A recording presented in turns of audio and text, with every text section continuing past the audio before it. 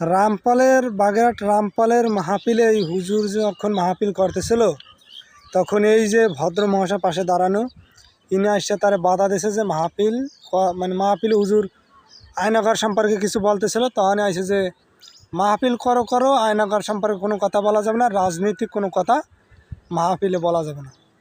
মানে টোটাল কী হইলো যে হাসিনা গেছে, মনে হয় যে এদেশের টুপি দাঁড়িয়ালারা ভালো আছে, না ভালো নাই, এখনও ভালো নাই, আর ভালো থাকবে না।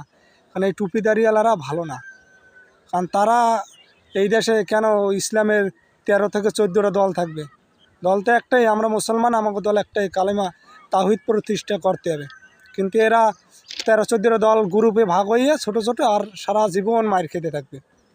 এরা সময় আছে, এখনও এক হও সব মুসলমান, আর না এরকম মাহফিল করতে যাবা, হক কথা কবা তো মার খাবা।